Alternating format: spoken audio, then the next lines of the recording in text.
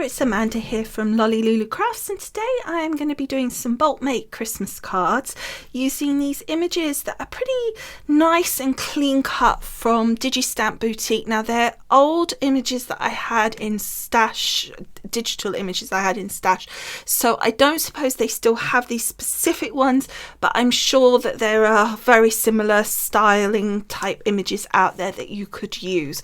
So all I did, because I wanted to cut around the square and just this little bit of this little bit of bow, was I have dragged the image, literally taken it from my folder and literally just dragged the image into my Silhouette Studio. I used the PNG file, not the JPEG. Now PNG means basically it's see-through around the main part of the image. It's not got like a white block, and what it did was it automatically put the cut line around it for me, which was great. It saved me the bother of trying to set up a trace, which would have been easy because it's a simple image, but it certainly made it a lot simpler not having to do that. Then all I did was copy and paste the holly one twice more, so I got 3 in total, and then I dragged the mistletoe one in and did the same again, and then I put my registration marks in so that when I finished, obviously I print this now, which I'm going to do right now. Once I finish printing, I will colour it in, and then those registration marks are there. I can then just put it through my Silhouette and it will cut it out. Now clearly it would not be hard to cut this out by hand. I'm basically being lazy. I mean, what's the point of having these tools if I don't make use of them? So if you have a Silhouette or a Cricut, I believe will do the same thing, then obviously you can make use of that. If not difficult to do it by hand, or even just cut around it as a square, which is what I did originally. I had printed these out and I had cut these beyond the part where the bow was and where the holly kind of came over the edge, and made it a square with like a little white border around this main square, so you could do it that way as well. So there's lots of different options. I just wanted to actually make use of the way that the shape came out within outside of this border, I should say. So we're going to print this out and then we're going to go to the desk and colour it in. Here it is all printed out, so you can see the registration marks here, so the Silhouette will pick that up, but you can also see it's a pretty basic shape and it would be quite simple to cut out. I'm going to start here with the red bow. In fact, I'm going to do the red bow on both of them since I've got the red in my hand. So I've got 2 different markers here. I've got a pro marker. For some reason, I don't know why, I just couldn't find a real proper pillar box red in my Copic markers. They had ones that were called like strong red, etc., but it just didn't seem to me quite the right red. So I've got this lovely pro marker which is called Poppy, which is a gorgeous colour, and then I've got a Copic here. I will list all the colours for you that I've used on the blog post, so if you want to find the blog post, just go to the paragraph below this video. It will say show more. You click on that and then you'll see a link to the blog post, and on that blog post you'll see loads of photographs, links to products used, plus, as I say, a list of the markers that I've used as well, so I won't need to go into them in detail on here. Okay, so we're going to start off with the Poppy colour, which is the lighter of the 2 reds. Now normally I would start with the dark, but I think for this I'm going to do it the other way around. So we're going to have to be quite careful because this is an old marker, so the point isn't all that pointy, so I don't want to go outside the lines. So we'll see how we get on.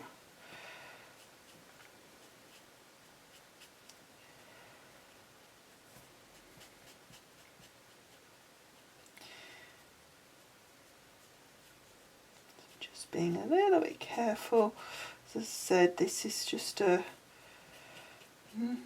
older marker, a long way. This pro markers were the first ones I ever had, and so these are lasted a long time. So then we're going to go straight into the darker red because I want to do it while that's still wet enough that this will blend. So then we're just going to put where the darker bits are showing, it's telling you where to go on that because it's got the lines. but I'm also going to just add a little bit here myself, just to add a little bit of depth to our bow, and just blend that a little bit.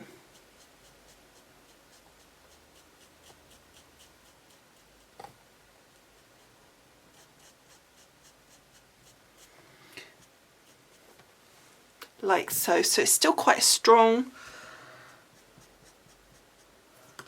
and you need to let it dry anyway. And I'm going to do it the other way around on this one and see which works better, whether it's better to start with the dark. Sometimes it is, sometimes it isn't. When I was doing it, when I was practicing, the colour I started with was a bit too pale, so I needed to start with the paler red, but I think this is dark enough that it will work just fine doing it the normal way, which is dark first, and then that will blend that out without us having to go back in again, which has got to be quicker. And when you're doing multiples, you want speed.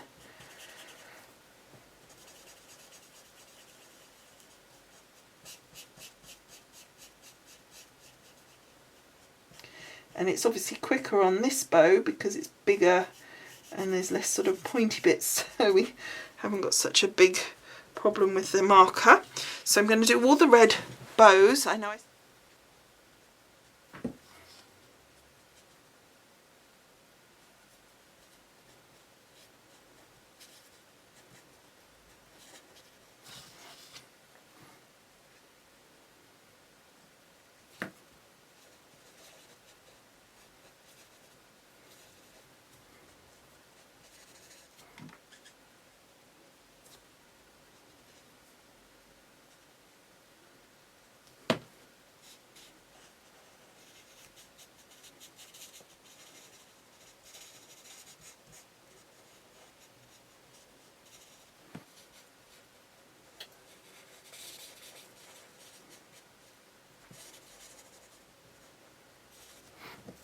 okay, so that's all our bows done, but that's not the entire red, because on the holly we have the holly berries, so we just need to go in and do those. So I'm just going to again use the dark and then the light. You don't need to do this if you don't want to. I just want to give them a little bit of dimension. So where that little piece there is, it is probably meant to be for it to be a highlight, but I'm using it to guide me to put a darker element in. I don't think it matters which way round it is if I'm covering that little mark. And I'm just going to do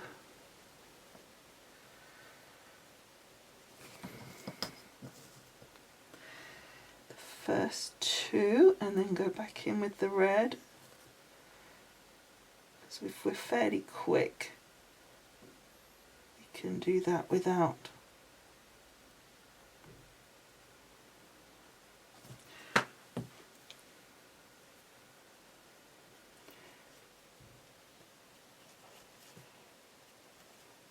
stopping, you know, and without it not needing to be a problem for the blending part, because you want it to blend a bit. We're doing it slightly kind of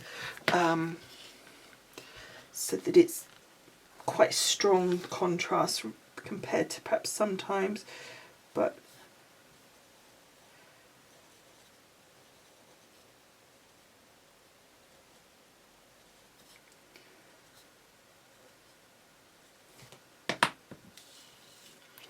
and then the last one for the berries, don't accidentally do the mistletoe berries because they're a different colour obviously.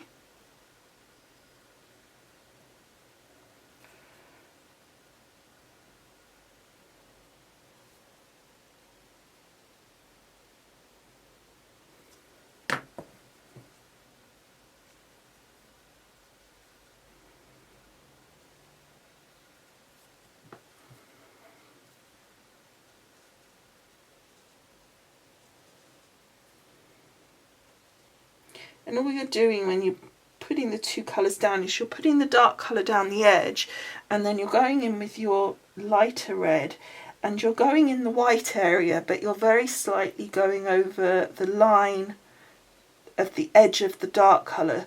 You're not going over all of it, you're just going over that middle sort of line, so it just starts to blend those two together, but it doesn't dilute the dark completely. If you went over all of it, it starts to dilute it a little bit. Okay, so that's all the red done, and then we want to go in now, I think while we're on berries, let's do our mistletoe berries. So for that, I've just got this very sweet, very delicate sort of lemony yellow, they call it mimosa, but it's just a very delicate sort of greeny yellowy sort of colour. And basically I'm just trying to pick up, again on this one I'm not doing, it's very hard to see because it's so small. It looks like I'm doing the whole thing, but I'm mostly focusing where that little dash is with the colour. Now because it's quite a small berry, it looks like you're covering it all, but you're just sort of doing half just to give a slight indication where the berries obviously are sort of white but sort of heading to that limey green. So I just want that sort of where the shadowy area would be, where it would be slightly darker and you would see that limey green colour. So I don't want it completely solid, but if you do it completely solid, it's not the end of the world, and if you find that easier, then just go for it.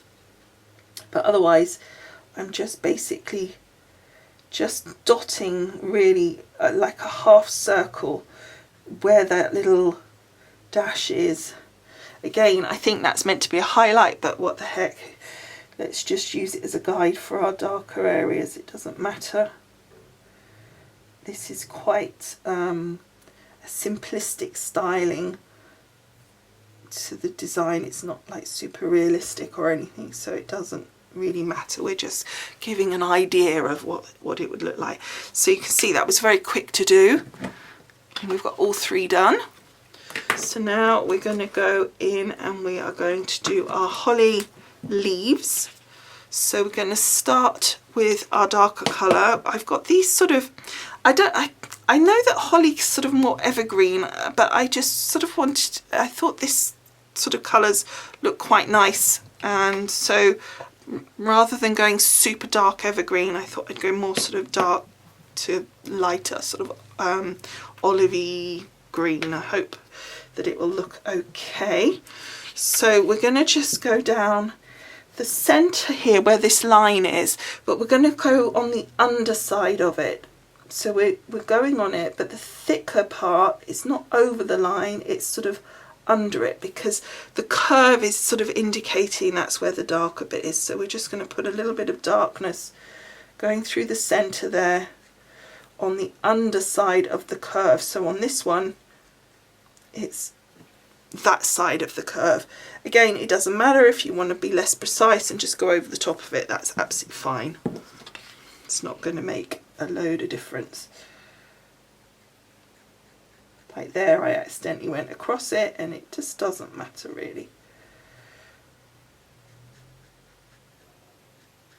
Now this is super dark, so I am going to go in with my lighter green straight away, because I don't want this to get too strong and not blended before. So if I wait and do the next picture, it will start to dry and I won't be able to blend it. So I'm going to go straight in, and for this one, unlike the berries, I'm just going straight over the top and blending it out completely. And again, this is quite fine into these points, so just be careful when colouring in the points that you just very delicately go in there. You don't want to go outside the lines if you can help it. And then I just want to try and make sure that's nicely blended. And don't forget that at the moment it's wet, so as it dries it will settle a bit more as well.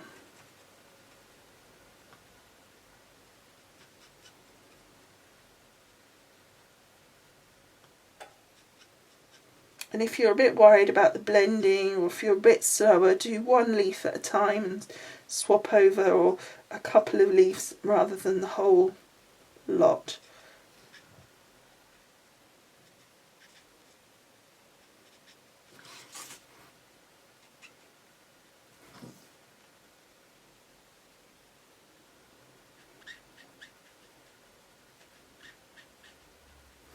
Oops, went slightly outside the line there. So I'm just taking my blender pen, and then you can just push that colour back in. It's quite handy, those little blender pens, for doing things like that. But then don't go back in with your green over that area, because the blender pen will make your green leak outside the line again. You need to let that dry.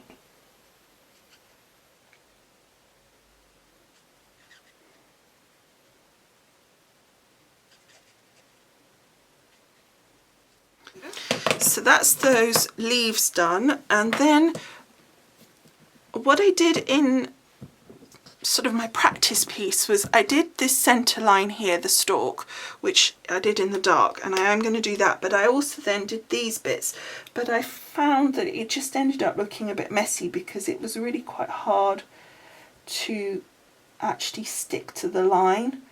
So I'm probably going to see how it looks just doing this middle bit, because I'm using the dark anyway and that's a black line. I think it will work and it will look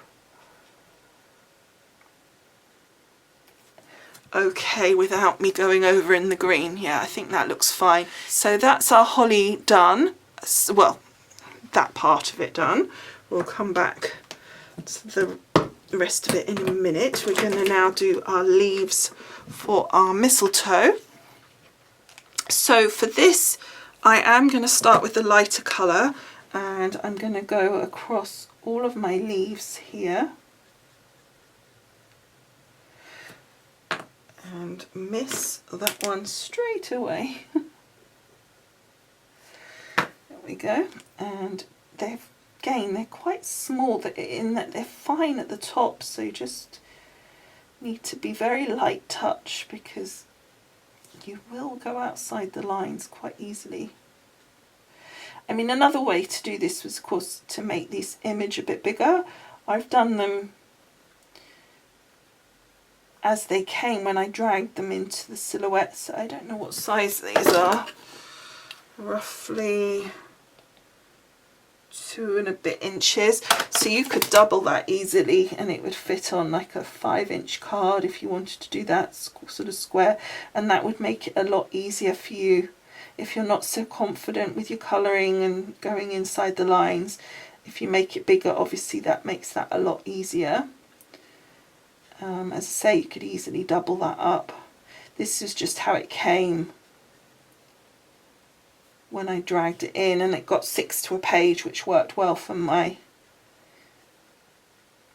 quantity I wanted. And also I had a particular size card that it fitted, already pre-scored, so I thought that would work well. Oh gosh, that was really badly outside the line.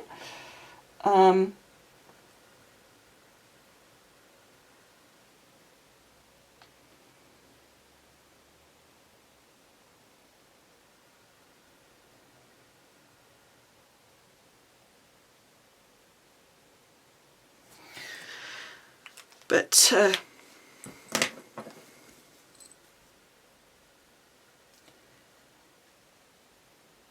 we're just doing all of the leaves in this lighter sort of, this is actually called mistletoe, which is why I picked it, because I thought, well, I guess they know what colour mistletoe leaves are if they're calling it that colour. And then we've got a different colour here that's just a bit dark. Again, you don't have to do this on if you don't want. I'm just adding a little bit of dark just at the top sort of edge here. I'm just sort of flicking down from that pointy bit, and it's just similar enough in colour, just slightly darker, that it doesn't, when I did it the other way round and did the dark colour first and then went over and blended, it just disappeared. Oops. So I would suggest this way round you keep that shading a bit. Sorry, I was just concentrating there. As I say, whereas the other way it seemed to just disappear. And as long as you flick it a little bit, well, even if you don't, to be honest, but if you flick it, you just get a slightly softer edge on that this edge here where it blends in, so it sort of starts to blend anyway. Let me show you it up close, hopefully. So you can see it sort of naturally blends itself in. Okay, so that's all our mistletoe done there. Now what I want to do is just the borders here. So I'm going to take the paler green in both the holly and the mistletoe. So we're going to go around first our holly, and I'm literally just going to very carefully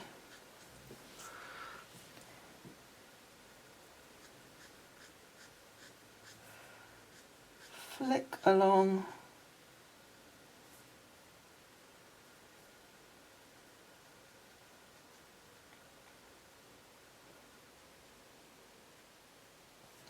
and you could do this obviously in red if you preferred, whatever colour, but I thought the bow kind of looked nice standing out, so I thought doing it in the green allowed that to continue to stand out and really pop, as is the actual holly berries as well in this case.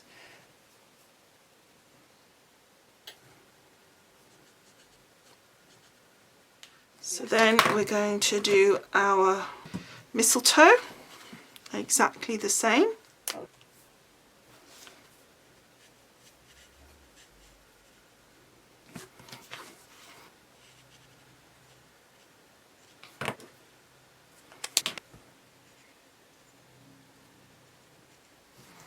That's that one.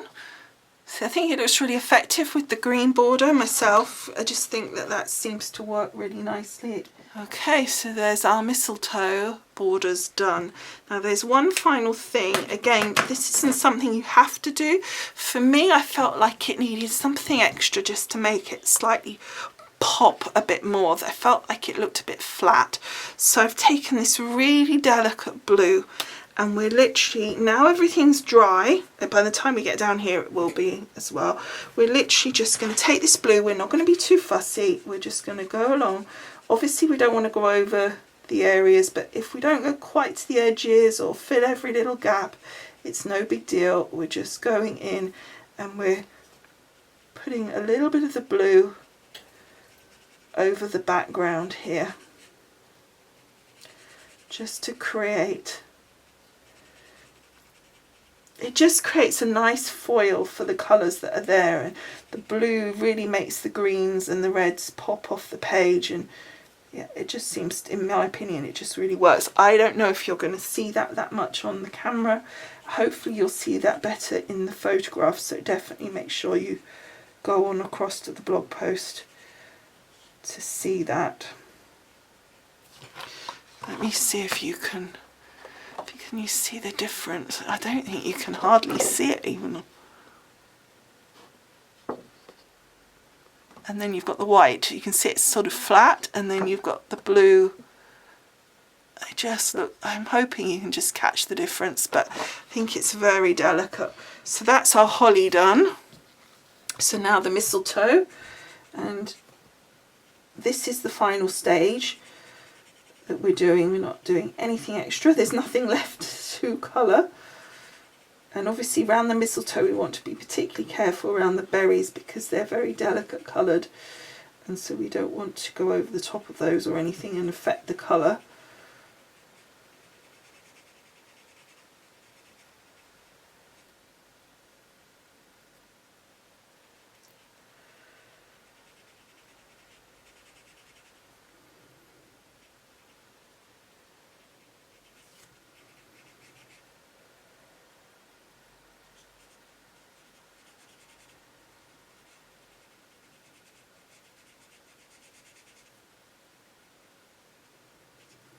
Okay, that's that one done.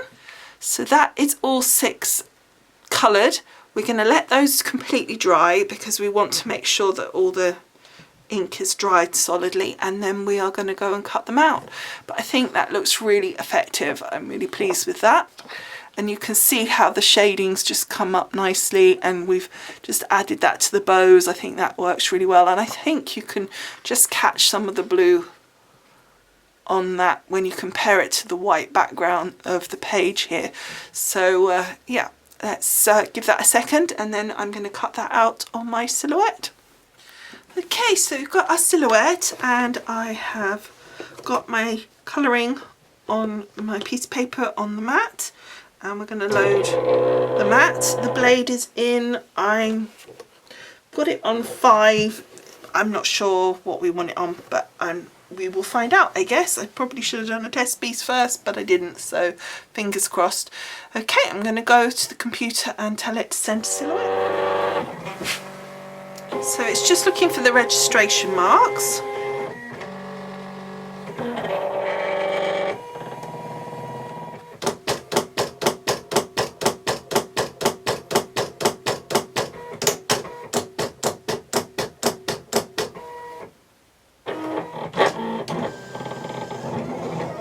And it appears to have found them because it's cutting round the actual image, so that's a good sign.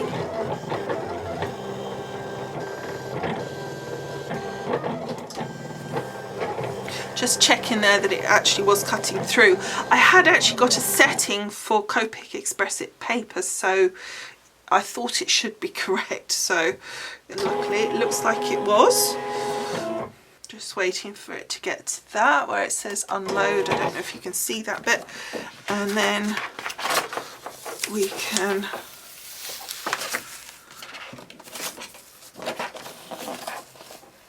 okay, so there it is with those cut out. I'm just going to peel those off the mat, and then what I did do is, just to make it easier for myself really, I did, these are, the squares are about 2 1/4 inch here that I've done size wise, so I did just a set of 6 squares on the silhouette at 2 1/2 inches, which I'm going to cut out in some gold card that I've got that's like this textured card, and I may well then matte this onto that before putting it onto the card. Okay, so here's my gold layer, so it's just having a little look, and then it should cut that out. Just to show you in a minute when they're all cut out, I'll show you the finished images. Okay, so there they are all cut out. These are our little gold mats. I think they've come out really nicely. I'm not exactly sure how I'm going to use these yet, because I feel like if I stick this down flat, I kind of lose the benefit a little bit of the sort of cutting that out and creating a shape. So I'm tempted to pop that up slightly on foam, but I need to be careful, because obviously with Christmas cards, when you post them, you don't want them too thick. Now these are some pre-scored card bases that I had. So what I need to do now is put the envelopes to one side and fold and score all my card bases, ready to attach the fronts.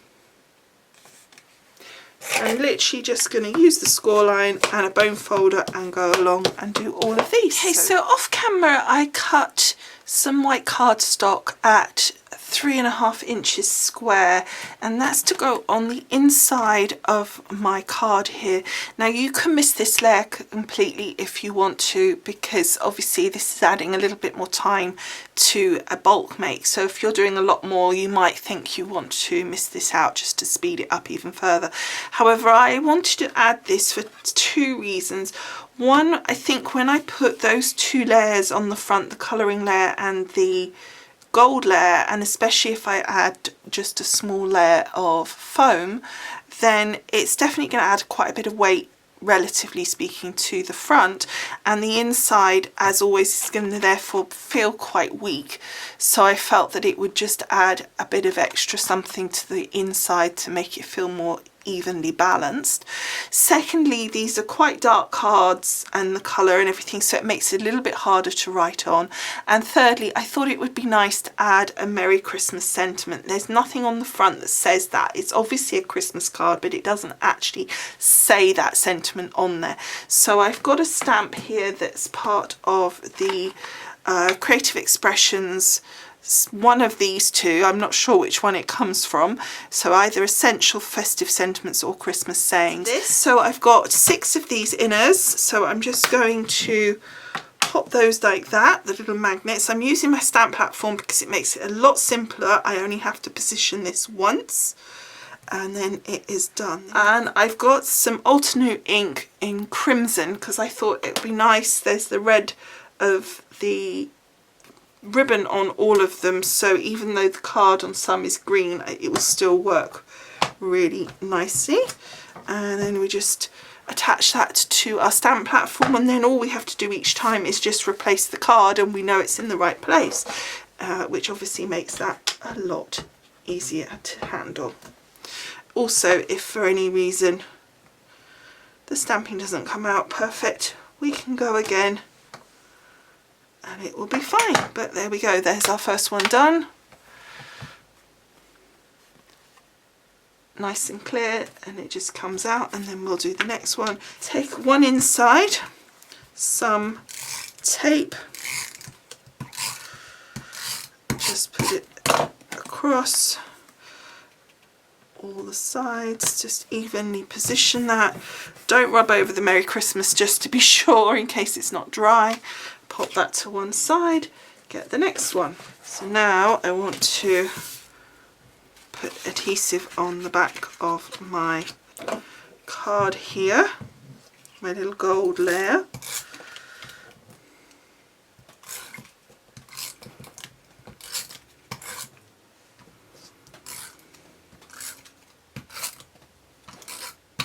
There we go.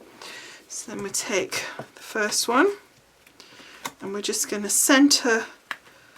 These might be quicker to put down with a wet adhesive because you can have some movement time, but it obviously then, the payoff is it takes longer to dry. So I think with such a small card we can get away with being quite quick putting these down.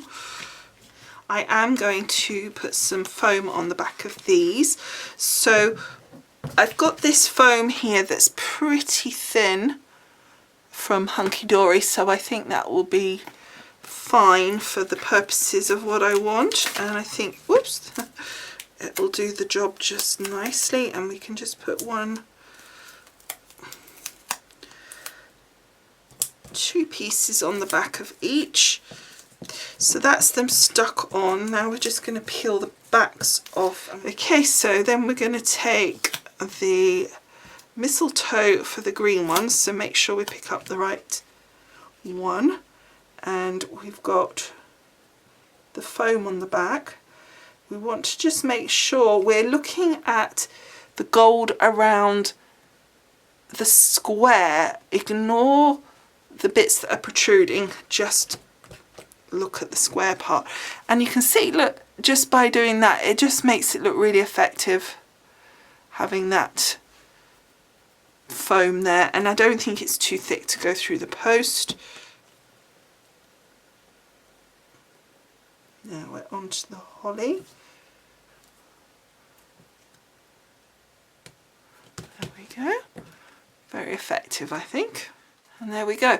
And then because we've got that on the inside, I think one, it looks really effective anyway because you've got the kind of bluey white on the outside, but also it's balancing that weight really nicely. I think otherwise with this card base it was quite floppy as well, so I think that that works really well. So now we've got this one for our holly, and then we've got our mistletoe on the green. I think that looks so cool. There we go, there's all 6 cards, and I've got matching envelopes as well, so they will look really effective as well. It's nice to have the coloured envelopes, I always think, but even if you don't, it's still, I think a really nice card. I'm pleased with how that's turned out. I'm pleased with popping that up just to give it that dimension. Obviously, if you cut it out as a square so that you went the white beyond the edge of this square here, so you went beyond where the bow and all the protruding bits are, you can still do this, and you can just add the gold mat exactly the same. You can still even pop that up if you want, but I think it does look quite effective cutting that out. And if you're doing it by hand, there's very little to do. As I said, I don't know that they still do these specific stamps. Some of you may have these ones, but it's not hard to get, I'm sure, holly stamps that you can make use of. Even if you can't get the mistletoe, you could do all holly and it would look really effective. So I'm sure you could find something that would work for the principle of it. So I hope you've enjoyed. I hope you've liked the finished cards. Don't forget to hop on over to the blog post to see links to as many products as I can find for you. I will also put down all the colours of the markers that I used, and of course the most important thing, tons of photos of the finished cards. So thank you so much for watching, and I will see you again soon. Bye for now. Bye.